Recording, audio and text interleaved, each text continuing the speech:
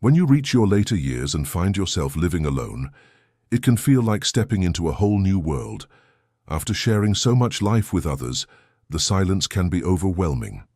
Whether it's the loss of a partner, grown children building, lives elsewhere, or the slow natural changes that come with time, loneliness after 60 or 70 is more common than anyone likes to admit. But here's the truth many overlook. Being alone doesn't have to mean feeling abandoned. In this video, we're going to walk through 6 meaningful, wise steps to take if you find yourself growing older and facing life alone. These aren't vague suggestions or empty comfort. They're practical grounding actions that many older adults have taken to not just survive solitude, but find a new kind of peace and purpose in it. Stay with us until the very end, because the 6th step is something very few people talk about, yet it might just be the turning point in your mindset. It's the one shift that could help you move from isolation to quiet inner strength. Let's begin. Number 1, physical anchoring routine. One of the first things wise older people do when they find themselves living alone is establish a small, consistent physical routine that grounds their day. Not for fitness, not for show, but to feel anchored.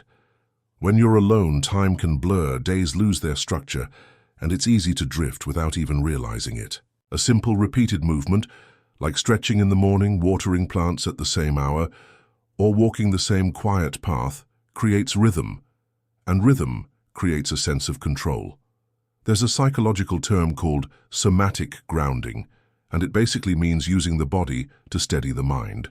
When you touch the same wooden chair, feel the floor under your feet, or raise your arms with a slow breath each morning, you're telling your nervous system, you're here, you're safe, you're still moving. That small physical act becomes a way to re-establish a sense of certainty in a world that may feel like it's lost its shape. Take someone like Walter, 81, who lost his wife after 52 years. He started each morning with a slow walk to the mailbox. Even on days when there was no mail, it wasn't about the walk. He said, "It was about proving to myself that I was still in the world." That one act helped him rebuild his days brick by brick, and that's what a physical routine can be. A gentle but steady brick under your feet, reminding you that even though the house may feel emptier now, the foundation is still strong. Shall I continue with step 2? Community through small purpose. Next, number 2, community through small purpose. When you're older and living alone, it's easy to believe that the world no longer needs you in the way it once did. But wise older people know that the fastest way to feel alive again is to become useful in even the smallest way. Not with grand gestures, not with heavy lifting, just with quiet contribution. This doesn't mean starting a foundation or volunteering 5 days a week. It can be as simple as keeping an extra bird feeder for the neighbor's porch, baking a pie for someone who's recovering from surgery, or checking in with a younger person who's going through a rough patch. These tiny offerings reconnect you. They remind you that your existence still matters in the daily rhythm of someone else's life. There's something deeply healing about being needed. It affirms that you're not just passing time, you're still shaping it for others. Psychologists call this generative purpose, and it's been linked to lower rates of depression, better sleep, and even longer lifespans in older adults. Not because of what you do, but because of what it symbolizes, that you're still part of the circle. Take Ruth, 77, who lives alone in a quiet neighborhood. She doesn't drive anymore, but every Thursday she calls 3 people on her street, not to offer advice, just to listen. They call it their Thursday check-in, and it's become something they all look forward to. It gives her a role, it gives them reassurance, and it makes her feel deeply connected in a world that often moves too fast to notice the quiet ones. If you're still watching this video and finding these insights valuable, please comment number 2 below to let me know you're here.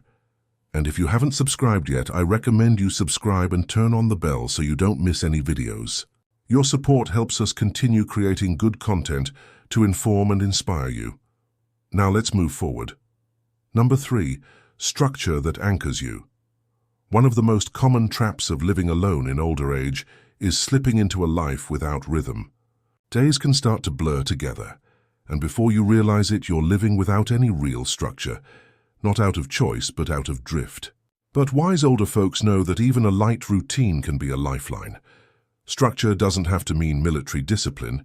It can be as simple as walking to the mailbox at the same time each morning, having your coffee on the porch while listening to the same radio station, or setting a weekly time to call someone you care about. These routines act like anchors. They give your day a shape, a rhythm, and a reason to keep moving. When you're surrounded by others, the structure of your day often forms around them, but when you're on your own, that rhythm has to come from within. Without it, even small decisions like when to eat or what to do next can begin to feel heavier than they should, and that weight over time can turn into mental and emotional fatigue. That's why wise seniors choose to make small parts of their day predictable, because predictability brings stability. And in a world that feels increasingly chaotic, stability brings peace. It doesn't mean your day is boring. It means your mind doesn't have to keep scrambling for direction. That energy can be saved for the moments that really matter. Take Bill, 81, who starts his morning with toast, peanut butter, and one chapter of a Western novel. He follows it with the 10 minutes of stretching, not because he has to, but because he wants to feel ready for whatever the day might bring. His routine isn't fancy, but it gives him momentum. And momentum, when you're living alone, is everything. Number 4, a place to be seen. There's a quiet ache that can grow when you live alone, not just from being without company, but from feeling unseen. That sense that your presence no longer matters to the world in the way it once did. But the truth is, it can still matter. It just needs a place to land. Wise older people know this. They create or find spaces where they can be seen and heard, not necessarily in loud or public ways, but in consistent, meaningful ones. This could be a weekly trip to the community center, a seat at a familiar cafe, or a hobby group where others notice if you don't show up. It's not about attention, it's about acknowledgement. When you live alone, it's dangerously easy to become invisible. Days can pass without anyone saying your name, and that silence can chip away at your sense of self. But when someone greets you by name, when someone says, "Good to see you again," it affirms that you still exist in the fabric of other people's lives. These micro moments of recognition aren't trivial, they're lifelines. They restore a sense of identity and belonging, even if it's the cashier who remembers your favorite snack, or the librarian who notices when you've returned. These are small but powerful signs that you are still part of a world that sees you. Margaret, 79, shared that every Tuesday she sits on the same bench near the rose garden in town. Over time, joggers started waving, and a boy on a bike stopped once to ask her name. Now she waves to 5 or 6 people each week. None of them are close friends, but that doesn't matter. She's not invisible. She's part of the landscape, and that makes all the difference. If you're still watching this video and finding these insights valuable, please comment number 4 below to let me know you're here. And if you haven't subscribed yet, I recommend you subscribe and turn on the bell so you don't miss any videos. Your support helps us continue creating good content to inform and inspire you. Now let's move forward. Number 5, a rhythm that carries you. When you're living alone, especially as you age, the hours can start to blend together. Mornings stretch into afternoons without distinction, and days pass with little to anchor them. But those who age wisely know this truth. Rhythm is what keeps the mind and spirit afloat. Not just routine, but a rhythm. Something that brings structure, yes, but also flow and movement. Something that carries you forward, even on the days when you don't feel like moving at all.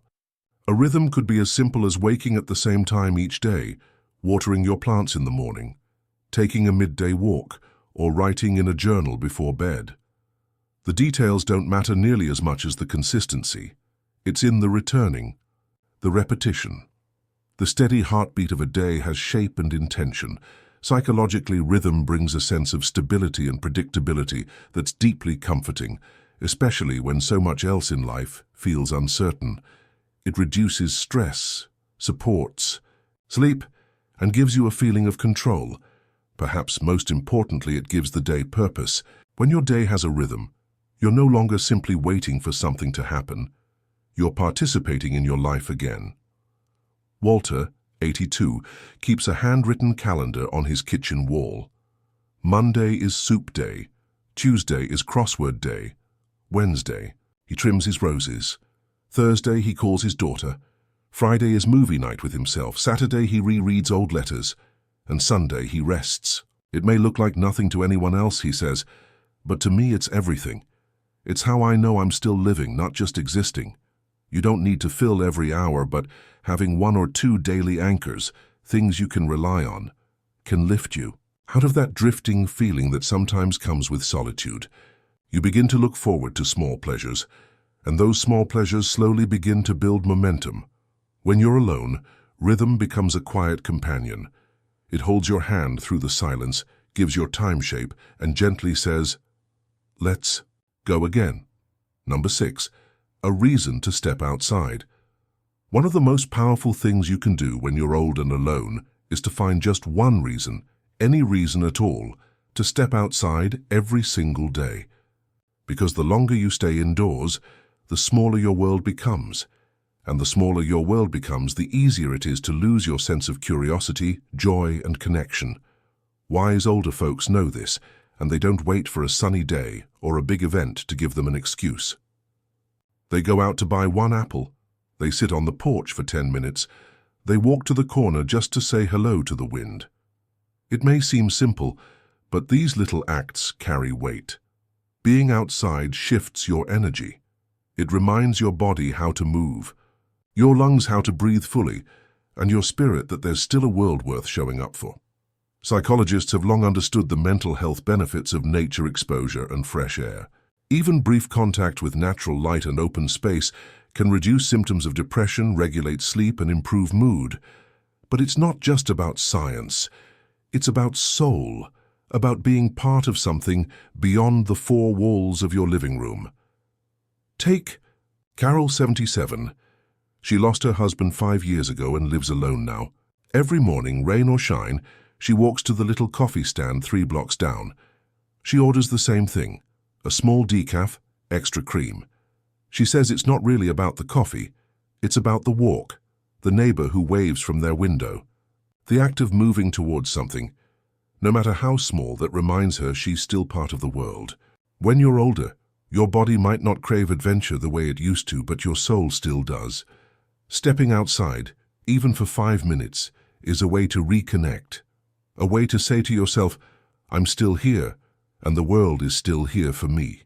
If you're still watching this video and finding these insights valuable, please comment number 6 below to let me know you're here. And if you haven't subscribed yet, I recommend you subscribe and turn on the bell so you don't miss any videos. Your support helps us continue creating good content to inform and inspire you. Now let's move forward with final thoughts. If you're older and living alone, the quiet can sometimes feel heavier than the years themselves. But here's the truth. Being alone does not have to mean being lost. You are still the author of your days, still the keeper of your rhythm, your breath, your kindness, your hope. What stood out to you the most from today's list? Was it the idea of preparing your space with care? Was it reaching out to someone else before the silence swallows your morning? Or maybe it was the reminder to step outside, even if just for a few moments, to feel the air on your skin and know you're part of this world. There's no perfect way to navigate aging alone, but there are deeply human ways that bring meaning, warmth, and light into the quiet. Ways that turn solitude into strength and turn habits into hope. You're not just surviving these years, you're shaping them. Thank you for joining us today. We'd love to hear from you. Leave a comment below and share one thing you learned today and how you plan to use it in your life. Your thoughts are important to us, so don't hesitate to share them. Reading your comments gives us great motivation and encouragement. If you enjoyed this video and found it helpful, please like, subscribe, and share. Your support helps us continue creating good content to inform and inspire you. Thanks for watching, and we look forward to seeing you in the next video.